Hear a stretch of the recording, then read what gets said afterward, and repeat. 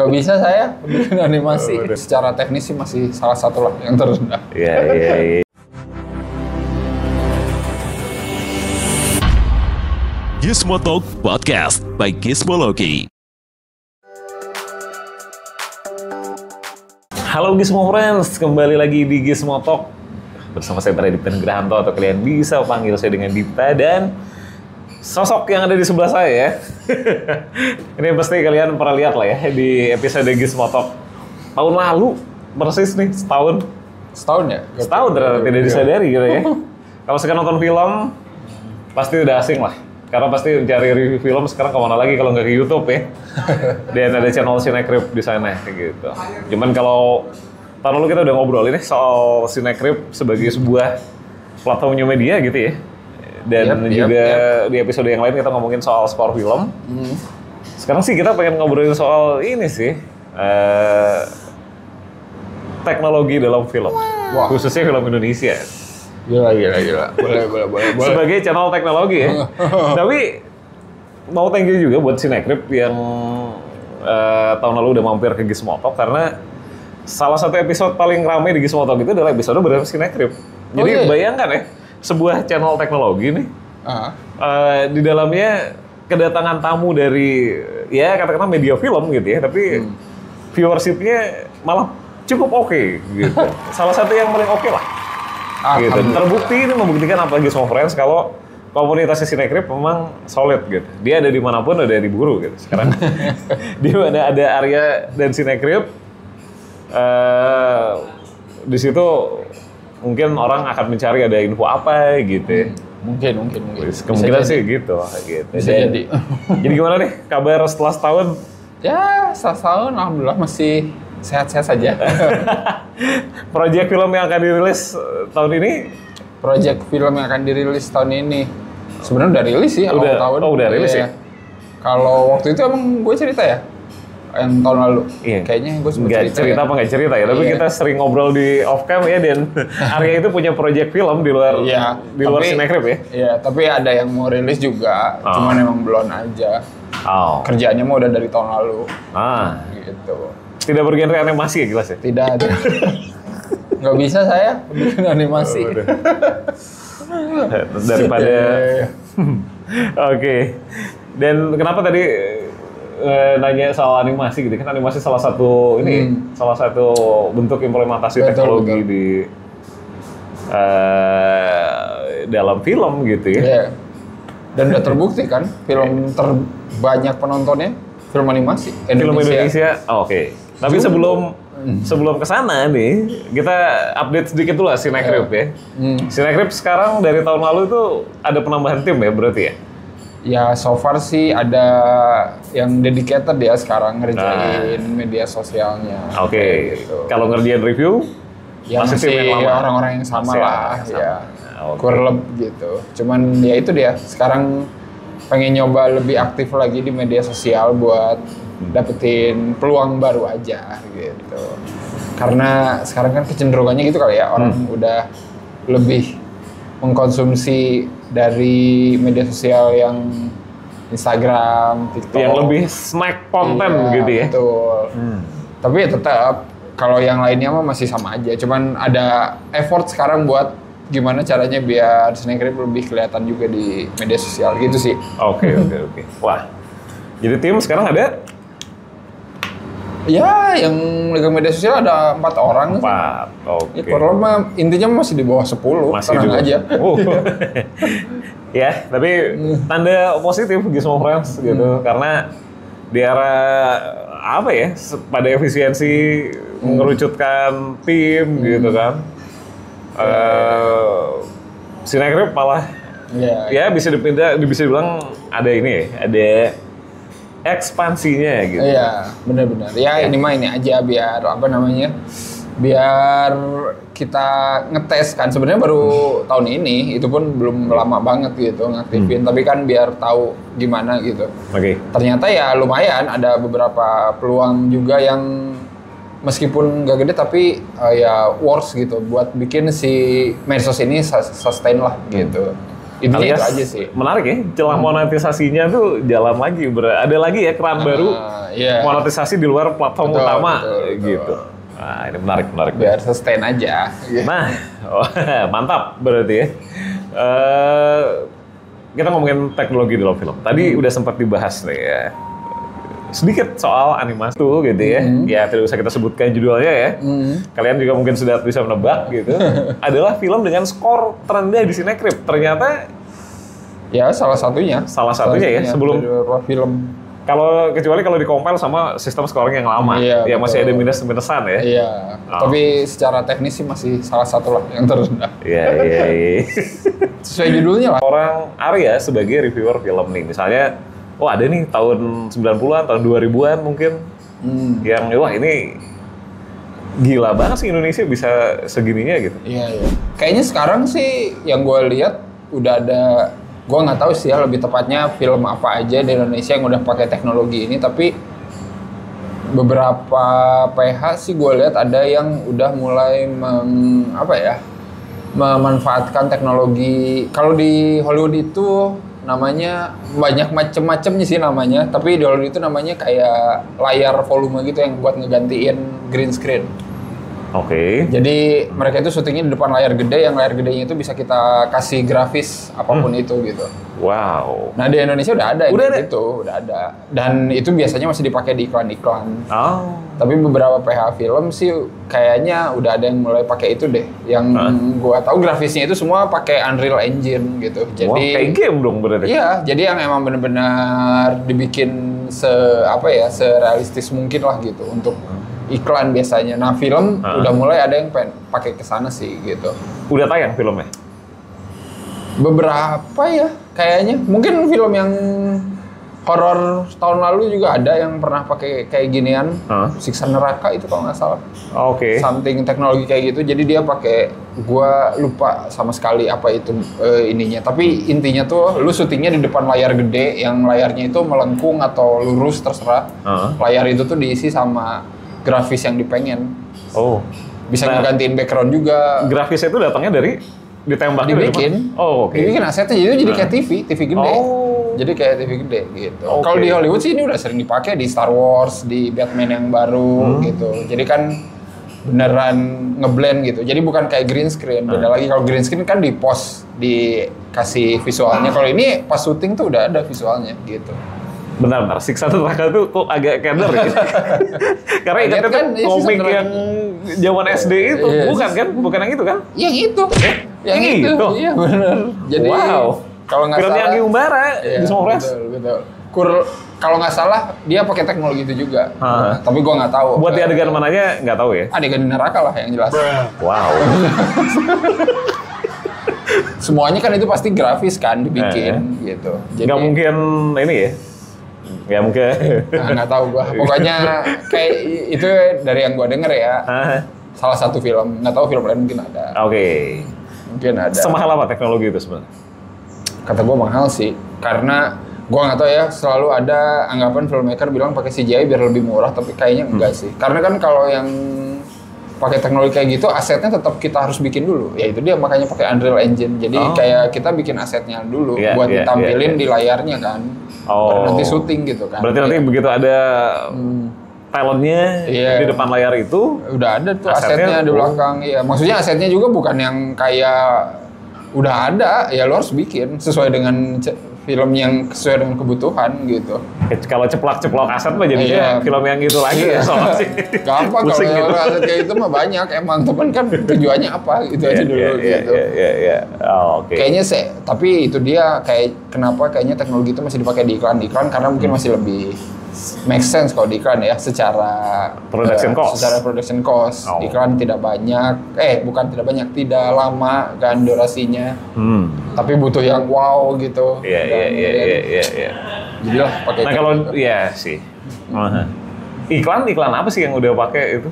Waduh, gua kurang tahu ya kalau iklan. Tapi banyak lah ya. Tapi pasti ada lah ya. Kalau iklan kan sekarang kan emang yang keren-keren gitu kan. Maksudnya iklan-iklan Indonesia pun gitu. Even kayak orang selalu bilang, wih lebih bagus iklan Marjan daripada ini gitu kan misalkan ya gue ini. Itu kemungkinan pakai mungkin teknologi itu ya, ada kemungkinan ya. Gue nggak tahu gitu. Namanya apa sih? Namanya apa itu? Nah itu dia, gue tuh lupa kalau di Hollywood itu apa ya, volume. Kalau di Hollywood itu volume apa gitu, gue lupa pokoknya. Oh. Tapi itu mungkin nama ininya, nama toolsnya. Tapi secara general itu apa gitu, gue lupa. Ada ya, mungkin ada istilahnya sendiri. Ada istilahnya gitu lah. Ya, gue kurang ingat, tapi intinya begitulah. Nah, kalau itu kan contoh yang bagus ya. Walaupun filmnya sendiri sebenarnya ya silahkan dilihat ya di Cinecrip ya. Reviewnya ada tuh Siksa Neraka gitu. Nah, itu kan contoh yang ya pengaplikasinya teknologinya udah beyond gitu ya. Ada nggak yang teknologinya, wah ini mah nggak nyampe gitu? Teknologi yang belum nyampe ya? Iya nggak nyampe, tapi dipaksain diintegrasikan dalam sebuah film. Waduh, kayaknya belum sih ya. So far sih gue nonton film Indonesia belum ada yang benar-benar gimana gitu ya kalau soal pemanfaatan teknologi di filmmaking. So far sih masih seperti yang kita tonton dari dulu sampai sekarang. Cuman kan sekarang lebih disempurnakan aja gitu. Kayak misalkan pakai practical effect, pakai sling, lebih bagus aja secara ini. Coba kasih tahu dalam bahasa yang bahasa bayi, kalau kata anak zaman now, practical effect-nya gimana sih? Iya, pakai practical effect itu ya kayak ya lo beneran bikin aja gitu untuk ngeliatin kesan kalau film itu lebih oke gitu. Maksudnya di sini tuh kayak misalkan adegan orang dibakar gitu, itu kan bisa dengan gampang lu pakai CGI kan, maksudnya dan visual effect gitu, nggak usah bikin api beneran. Tapi kan sekarang udah bisa tuh bikin gitu kayak efek orang kebakar tapi ngebakar stuntman gitu yang memang siap untuk dibakar gitu misalkan. Tapi pasti tetap ada visual effect-nya juga dikit-dikit gitu ditambahin gitu. Tapi kan mostly kayak pengerjaannya practical effect gitu yang dibikin sendiri. Kayak gitu sih kalau kata gue ya. Kalau sling tadi mah ya buat kalau ini ya, action berarti ya? Iya, buat action kayak gitu juga kan kalau dulu mungkin kayak kelihatan kaku gitu. Orang ngelayang misalkan atau terbang atau mental. Kalau sekarang mungkin udah lebih smooth kita ngelihatnya di beberapa film. Jadi kayak mungkin udah menyempurnakan gitu skill untuk bikin efek-efek kayak gitu. Itu sih kalau kata gue. Sisanya sih ya kalau dalam yang kasat mata banget sih kan justru visual efek yang bagus itu adalah ketika tidak kelihatan itu pakai visual efek atau kagak. Gitu. Padahal sebenarnya kan itu visual efek isinya tapi kita nggak tahu. Gitu. Nah ini nih contohnya film apa kalau film Indonesia gitu? Anjir, film Indonesia ya. Susah juga ya, maksudnya. Atau film luar deh, film luar apa yang? Oh film luar kayaknya banyak banget ya. Even film luar ya, film yang genrenya tidak membutuhkan itu pun itu kadang visual efeknya gila-gilaan gitu, kayak film drama, kayak film drama keluarga gitu kan mereka kayak ngebangun set atau apanya itu kadang mereka ganti itu semua gitu. Tapi kan kita nggak pernah sadar gitu. Nah itulah visual efek. Nah itu sebenarnya yang pengen ditanyain nih, makanya kan ini ada ya di sebuah obrolan gitu, ketika mengkomparasikan kok bisa adegan ini tuh bisa kelihatan real banget di luar gitu. Padahal bukan film action nih, bukan film action yang kayak lu bilang tadi gitu. Cuman ketika itu jadi film Indonesia, apalagi sinetron gitu, itu menjadi aneh banget gitu dan terlalu dipaksain gitu. Iya sih. Berarti sebenarnya itu tadi ya, itu di situ ada teknologi yang tidak kita sadari mungkin. Ada, pastilah, pasti. Gua lumrah sih di film, lu mau pakai visual effect apapun gitu, terserah. Yang penting kan itu menunjang kebutuhan ceritanya juga gitu. Orang mungkin berpikirnya tuh visual effect akan terjadi di film action gitu. Tidak juga. Di film drama pun udah biasa gitu pakai gitu. Begitu sih kalau kata gue ya. Visual effect ya tadi dan teknologi dalam film. Sekarang kalau teknologi yang sifatnya lebih ke tools atau ya non visual ya, ada nggak yang udah diimplementasiin di film Indonesia gitu? Misalnya olah audio atau apalah implementasi kamera mungkin? Ya, kalau sekarang sih film Indonesia kan udah ada beberapa yang emang tayang di IMAX ya. Itu kan sebuah terobosan juga gitu. Maksudnya terakhir apa? Terakhir itu Terakhir itu kalau nggak salah Pabrik Gula, film horor kemarin pas Lebaran, seingat gua ya. Itu IMAX optimize ya? Iya, bukan di shoot pakai kamera IMAX ya, itu di shot oleh kamera yang disertifikasi IMAX gitu. Oh, jadi Gizmo Friends beda. Ada ya sertifikasi kamera untuk IMAX, Netflix gitu ya? Iya, beda. Jadi ada khusus gitu. Jadi dengan kamera itu ya lu bisa tayang di layar IMAX gitu. Misalkan, maksudnya optimal tayang di layar IMAX gitu. Tapi bukan berarti harus semuanya di-shot sama kamera itu juga gitu. Nggak harus. Nah, Indonesia udah ada yang kayak gitu. Ada juga yang emang dikonversi ke IMAX, ke layar IMAX. Kayak Pengabdi Setannya Joko Anwar kalau nggak salah, yang kedua itu kan dia kalau nggak salah emang dikonversi buat tayang di IMAX gitu. Jadi bukan di-shot oleh kamera sertifikasi IMAX. Correct me I'm wrong ya, kalau nggak salah gitu. Kalau buat 4DX tuh dia ada dari si pembuat film ya, di balik layarnya ada teknologi khusus yang diimplementasikan. Itu kayaknya setelah deh kalau 4DX ya, maksudnya tidak 4DX itu kan sebenarnya lebih ke kayak tambahan aja ketika lu nonton gitu. Jadi biasanya efeknya itu ya dibikin setelah filmnya ada. Maksudnya bukan ketika orangnya bikin film ini buat 4DX gitu. Nggak kayak gitu juga sih, setahu gua. Kalau IMAX tuh emang ya bener-bener dipikirin gitu. Karena ya harus dipikirin warnanya kayak gimana, suaranya kayak gimana. Makanya syuting pakai kamera IMAX itu salah satu yang langka dilakukan kecuali sama Christopher Nolan kali ya yang syutingnya. Kamera IMAX itu cuma dibikin berapa biji gitu di dunia. Oh gitu? Iya, Christopher Nolan ngancurin 2 kalau nggak salah pas syuting. Ngancurin 2 ya, pas terbaik. syuting rusak gitu. Jadi kalau mau mencoba silakan dia doang yang boleh ngerusakin kamera IMAX, soalnya nanti dibikinin lagi. Jadi tebak ya harganya berapa? Jadi tebak aja. Tapi yang nggak kalah menarik juga ya, kalau dari beberapa behind the scene film gitu, kayaknya audio sekarang udah mulai digarap dengan cukup serius ya, film-film Indonesia gitu. Bener. Gue pernah nyobain dengerin film yang emang di preview gitu di sebuah studio post pro. Ya emang kerasa sih sekarang kalau film-film Indonesia udah mulai merhatiin Dolby Atmos, yang kayak gitu-gitulah buat teknologi Dolby Atmos-nya itu bener-bener dimaksimalkan, dioptimize gitu. Jadi emang ya bagus sih gitu. Kalau menurut gua. Soalnya itu bedanya kalau nonton di bioskop ya itu. Coba kasih tahu ke Gizmo Friends, film apa nih yang menurut lu sangat optimal audionya? Film apa ya? Indonesia lah ya, pasti ya. Aduh anjir, Indonesia tuh ya. Indonesia tuh mostly kayaknya horor deh kalau lu pengen ngerasain audio yang optimize ya. Nggak apa. Apa coba? Karena horor itu suka banyak suara-suara yang bisik-bisik tapi kedengeran gitu. Kayaknya Kodrat 2 kemarin sih. Menurut gua audionya. Maksudnya suara-suara yang seperti samar-samar itu masih kedengeran gitu kalau kita nonton di bioskop gitu. Jadi gua rasa kayak oke juga nih film Indonesia udah pakai kayak beginian gitu. Itu bagus sih.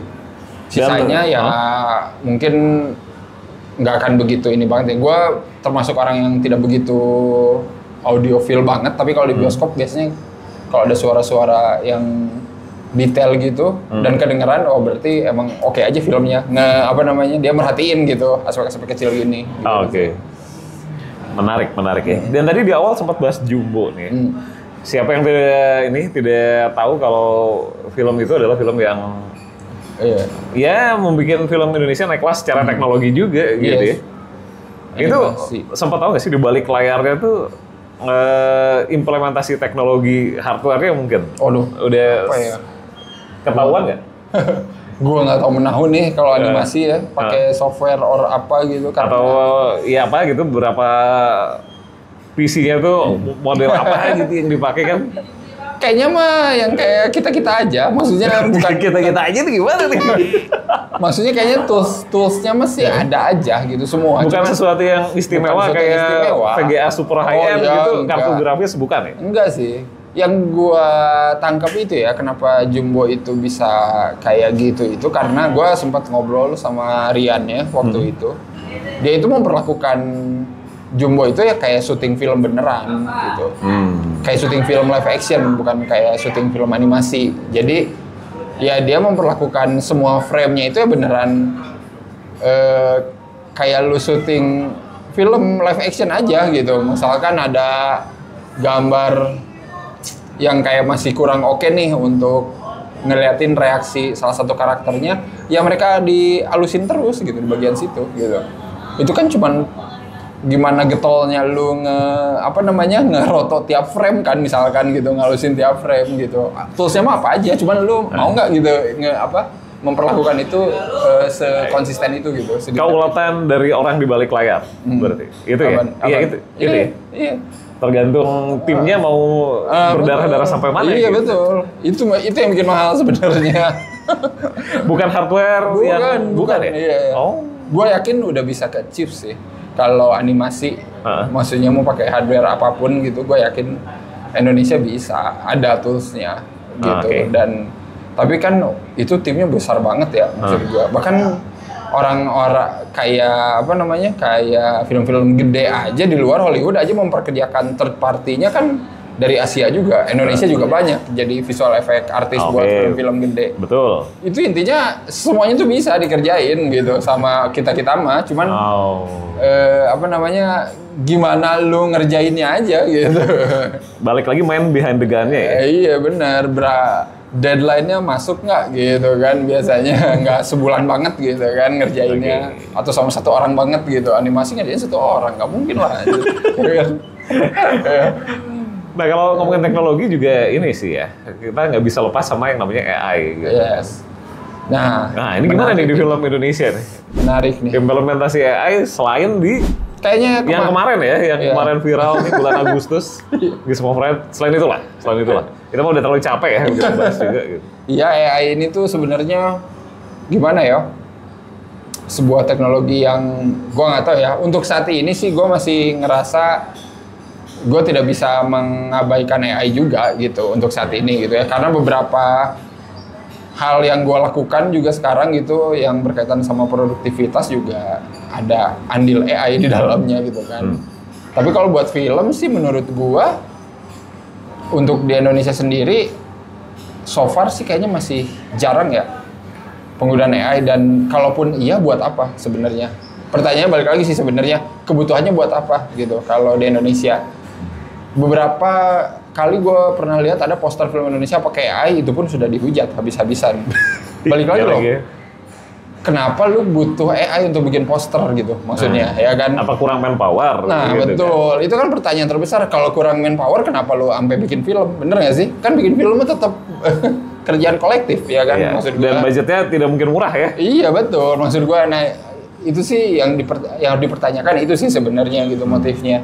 Karena kalau buat gue AI itu di film luar nih ya, di film luar yang gue tahu AI itu ada untuk mengoptimize sesuatu unsur di dalam filmnya. Contohnya film yang masuk nominasi Best Picture Oscar kemarin, The Brutalist judulnya. Dia itu mengakui filmmakernya, gue pakai AI sekian detik untuk ngebagusin aksen Hongaria karakternya. Jadi karakter di situ tuh ada ngomong bahasa asing, tapi dia ngedengernya kayak masih kurang natural, ya, kurang gitu medok gitu misalkan ya, gitu. Nah dia tuh pakai AI buat biar si suara itu dioptimasi biar lebih aksennya itu lebih oke gitu. Lebih native gitu ya, lebih native orang. Tapi bukan nge-create, jadi dia nggak nge-create dari nol, enggak. Itu tetap ada keterlibatan aktor, aktornya acting. Cuman dia pakainya cuma begitu doang gitu. Jadi nah kalau buat yang begitu sih gue paham maksudnya tujuannya, karena dia bener bisa memanfaatkan AI untuk gimana bikin filmnya lebih oke gitu, tapi bukan berarti menghiraukan manpower di belakang filmnya itu semua gitu. Oke. Karena gue mikirnya sekarang orang mikirnya wah ini udah ada AI gampang bikin video klip musik, sekarang udah banyak kan yang pakai AI. Betul. Banyak banget dan ya bebas sih itu mah. Kalau kata gue paham gue, tapi balik lagi tujuannya aja sih. Pasti kan ada sesuatu yang pengen lu achieve gitu, lu bikin sesuatu pakai AI misalkan gitu. Tapi kalau lu nonton film gitu, dengan film yang dibuat dengan AI tetap aja sih kerasa bedanya gitu. Gue pernah sempat lihat film-film pendek AI gitu ya, kayak keren sih depannya, tapi abis gitu lu bakal lihat gitu, tetap aja kayak kurang gitu. Ini mungkin case-nya ya, kalau di orang-orang lain yang di musik gitu, orang-orang yang musik komposer atau musik entusias gitu, ngerasa, iya, apalagi sering dia nge-generate musik pakai AI, pasti kerasa gitu. Ini musik tuh komposisinya, walaupun orang bilang makin halus gitu. Apalagi di film yang audiovisual gitu kan. Iya, benar. Gua nggak, ya maksudnya kalau di film kan sebenarnya AI itu bisa motong cost dari orang yang ngerjain kan, balik lagi. Misalkan kalau dulu orang bisa bikin teknologi nge-de-aging aktor gitu yang tua jadi muda, itu kan pakai CG dan itu emang berat kan pekerjaannya, maksudnya banyak. Oh, itu bukan makeup artist ya? Iya, ada yang beneran pakai CG. Maksudnya jadi kayak nge-de-aging aja gitu biar kelihatan lebih muda lagi. Itu pun udah ya tadi udah lumayan tuh makeup artist udah kayak berkurang tuh bebannya gitu kan. Karena mungkin itu untuk sesuatu yang impossible misalkan. Dia tetap kekeh pengen pakai aktornya ini tapi harus benar-benar dilihatin masa mudanya misalkan. Tapi kan kalau AI ya gimana gitu caranya lu pengen bikin sesuatu dari nol gitu, berarti lu menghiraukan beberapa departemen sekaligus tuh yang ngerjain bagian itu ya kan. Karena lu berpikir ya kayak tadi aja yang bikin poster loh, film Indonesia bikin poster doang loh. Pakai AI itu kan berarti lu udah menghiraukan satu graphic designer misalkan atau satu ilustrator gitu kan. Itu kan sekarang AI yang ada gitu ya, itu kan masih sistemnya ya ini ya, lebih ke sistem yang bentuknya software gitu. Gimana kalau nanti itu mungkin juga kayaknya bukan nggak mungkin nggak ada ya, kan salah satu bentuk AI itu ya humanoid gitu, yang bentuknya memang ada fisiknya atau bahkan juga yang bentuknya tangan doang gitu ya. Mungkin nggak sih mereka itu menggantikan misalnya ya kerja-kerja para DOP, kameramen, mungkin nggak? Gua nggak tahu ya, kalau yang kaitannya sama teknis kayak gitu, sekarang pun kan sebenarnya toolsnya udah secanggih itu. Maksudnya kayak misalkan seorang DP, kalau gua ngelihat sekarang kan rig, gimbal dan lain-lain kamera udah sebagus itu juga gitu maksudnya. Udah tidak semanual itu ya? Iya, udah tidak semanual itu juga. Lu kendaliin dari software. Sekarang kan udah ada kamera yang ngegerakin, ngikutin yang lu program gitu. Itu kan secara tanda kutip kan itu udah, gua udah tahu nih prosesnya gimana gitu, udah dikerjain sama yang lain. Tapi kan tetap untuk hal-hal yang kayak gitu cita rasanya tetap manusia sih yang memutuskan kalau kata gua gitu. Mungkin aja, cuman tapi tidak akan signifikan itu. Mungkin itu lebih buat biar motong waktunya biar lebih cepet nih gitu dan ngerjain kayak gitu. Sama mungkin lebih akurat lagi, misalnya gerakan tangan kan nggak akan bisa diulang sama persis gitu ya. Benar, buat ngulangin shot yang benar-benar exactly sama misalkan. Jadi dia udah bikin patternnya, nah itu bisa kayak gitu kata gua. Benar. Dan udah ada juga di film Indonesia ya, kayak gitu ya? Kayaknya udah kali ya, gua nggak tahu persis, tapi yang gua tahu sih soalnya case-nya di luar ya, film luar itu beberapa gua pernah sempat lihat behind the scene kayak gitu. Tapi even kamera secanggih itu pun masih ada film luar yang merasa balik lagi, bukan masalah kameranya gitu kan, orangnya. Kayak film kemarin tuh yang baru 28 Years Later, Danny Boyle, dia syuting pakai iPhone. Ya kan, karena dia ngerasa gue pakai iPhone-nya tetap ya iPhone yang pakai rig gitu, yang bukan iPhone begini gitu, kosongan seperti yang kita pakai di bukan gitu. Dia syuting pakai iPhone, tapi alasannya adalah karena gue banyak bikin sequence action, gue pengen bergerak lebih cepat gitu. Jadi buat dia tools itu adalah ya menyokong kebutuhan dia gitu. Soalnya kalau gue pakai kamera yang gede-gede mungkin gue jadinya waktunya agak lebih lama gitu. Jadi gue pakai yang lebih compact biar gue bisa lebih cepat, bisa lebih agile kayak gitulah gitu. Mostly gimana kebutuhan ya, balik lagi. Menarik gitu ya. Dan kalau dalam bayangan seorang reviewer film gitu ya, atau kritikus film gitu, teknologi film Indonesia nih dalam 5-10 tahun ke depan bakal gimana lagi sih? Ya, ada sesuatu yang wah kayaknya bisa nih kejadian tapi nggak sekarang gitu. Iya. Harusnya gue yakin sih bakal terus tumbuh ya penggunaan teknologi seiring dengan pertumbuhan filmnya juga gitu. Karena mau nggak mau film makin banyak sih sekarang, film Indonesia terutama gitu, nggak mungkin berkurang sih kalau gue lihat trennya. Dan yang bikin film makin banyak, orang-orangnya juga mungkin makin kewalahan. Karena secara, ya kalau ngomongin secara kerjaan mah, maksudnya masih banyak yang kalau gue dengar gitu ya, masih banyak yang merasa kerjaannya itu tidak manusiawi. Maksudnya tidak manusiawi dalam artian bukan yang jam kerja sehat gitu loh, gitu. Jadi mungkin teknologi kedepannya bisa ngebantu biar lebih, gimana ya, biar lebih oke aja gitu. Ngebantu orang-orang di belakang layar biar bekerjanya lebih efektif aja dan efisien gitu. Biar lebih sehat lah intinya gitu. Bukan yang harus kerja tanpa shift gitu kan misalnya. Hanya baru sedikit gitu PH-PH atau filmmaker Indonesia yang sistem syutingnya itu lebih sehat dari yang lain. Gitu. Sisanya mah masih ya kayak borongan lah, ayo gitu. Mungkin nggak sih sistem-sistem kayak gitu tuh diefisiensikan dengan teknologi gitu? Harusnya sih bisa sih ya. Karena bagi gua justru itu loh butuhnya kita gitu ya, teknologi yang mempermudah gimana caranya bekerja gitu ya.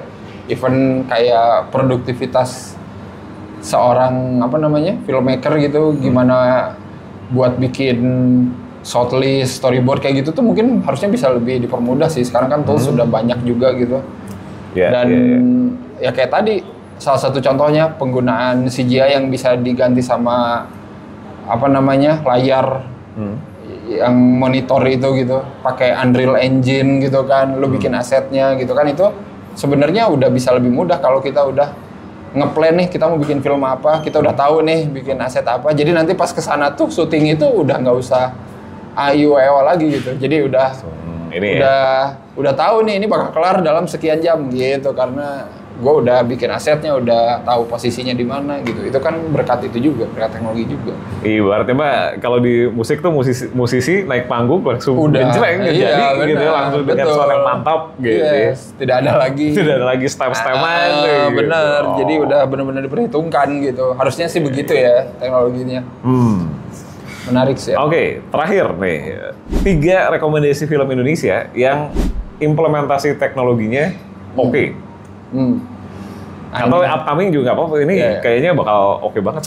Secara produksi tuh gue salut sama ada film horor awal tahun ini kali ya, atau awal tahun ini kayaknya. Enggak, sorry, tahun kemarin. Ini dari Siddhartha Tata ya, Malam Pencabut Nyawa judulnya. Dia ini bikin sekuen action horornya itu di sebuah set yang dia bangun dan dia gerakin gitu setnya. Jadi dia itu ngikutin kayak ingat Inception kali ya, Nolan kan dia ada adegan hotel muter.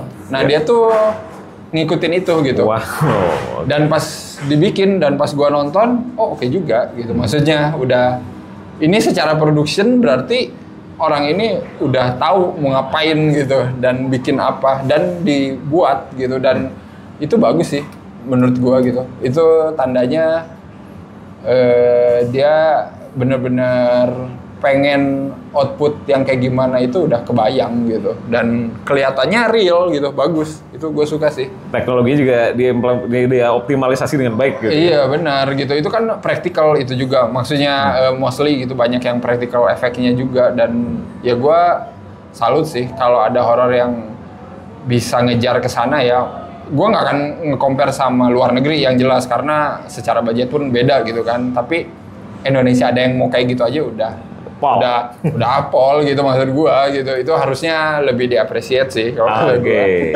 Itu satu, dua lagi ya, apa ya? Ya Jumbo pastilah harus masuk ya, karena secara animasi sih untuk ukuran Indonesia, gue nonton animasi Indonesia gitu ya yang udah kalau ngeliat Jumbo sih emang bener gitu. Oh ini lebih oke sih gitu, maksudnya dari biasanya, dan gue akuin gitu. Kerja bertahun-tahun gitu gimana bikin si karakter ini hidup itu ya oke lah.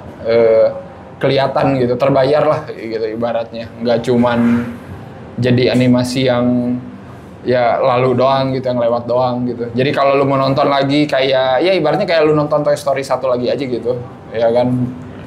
Teknologinya mungkin lewat nanti 5-10 tahun lagi, tapi ditonton lagi Pak. Nonton lagi tuh kayak, oh oke gitu. Ya kayak lu nonton Toy Story aja bener, kayak dulu nonton lagi Toy Story gitu kayak. Tapi itu di saat itu tahun 90-an gitu Toy Story kan kayak kita kepikir edan bisa gini gitu, ya bisa bikin begini. Ya. Kurlep kayak gitu sih.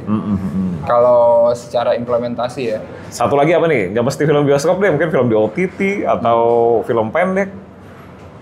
Apa ya? Sebenarnya kemarin tuh ada 2 film yang menurut gue secara apa ya? Nggak 2 film ya. Filmnya ini baru tayang sih, Joko Anwar di Prime Video yang Pengepungan di Bukit Duri ya. Secara craftsmanship gue ngelihat itu oke sih. Gue nggak tahu ya, ini bukan soal teknologi sih, tapi soal gimana dia memaksimalkan semua yang ada di frame itu dengan baik gitu. Jadi kalau nggak salah Joko Anwar itu dia bikin setting Indonesia distopia gitu kan, tahun 2027 dengan memanfaatkan Blok M gitu. Kita nggak tahu itu Blok M gitu kan, tapi dia bisa ubah itu gitu jadi sesuatu yang berbeda. Itu kata gue bagus sih gitu maksudnya. Jadi kayak terowongan yang sangat mengerikan gitu kan, terus lorong yang kumuh, tapi kerasa gitu. Ini tuh settingnya real gitu. Nah itu bagus sih. Gua suka sih itu. Gimana caranya dia nyulap itu ya kan, film itu emang ilusi ya, dan dia bisa mempertahankan ilusi itu aja gitu sampai akhir. Kalau ini adalah setting Indonesia distopia tahun 2027 gitu. Itu soalnya sulit serius. Film kita tuh kadang nggak punya identitas itu biasanya yang ada tuh gitu. Settingnya itu terlalu ya udah general aja. Saat ini present time gitu, tapi nggak ada yang bisa benar-benar ngeliatin ini masa lalu atau masa depan atau masa kapan gitu. Itu sih kalau kata gue yang penting. Oke. Wow, menarik banget Gizmo Friends. Dan ya, kita udah ngobrol panjang tadi ya sama Arya soal implementasi teknologi di film-film Indonesia. Kalau kalian punya pertanyaan, wah iya nih, atau nemu gitu ya, oh film ini juga nggak kalah menarik teknologinya. Menurut kalian, silakan tulis di kolom komentar. Kalau mau nanya-nanya soal teknologi film di Indonesia, sekedar ngobrol-ngobrol, kayaknya juga tidak ada salahnya mencolek Arya gitu ya, di mana? Boleh. Di Snackgrip aja. Bisa DM Snackgrip. Bisa, santai. Aman. Apapun itu. Gitu. Oke lah, kalau begitu. Thank you Arya. Siap, thank you juga. Jangan lupa untuk subscribe ke channel YouTube Gizmologi ya. Tentu kita saja. Gizmo Talk tayang setiap hari Senin, dan kita bakal ketemu lagi di episode-episode lain dengan tema-tema yang gak kalah menarik. And bye-bye guys.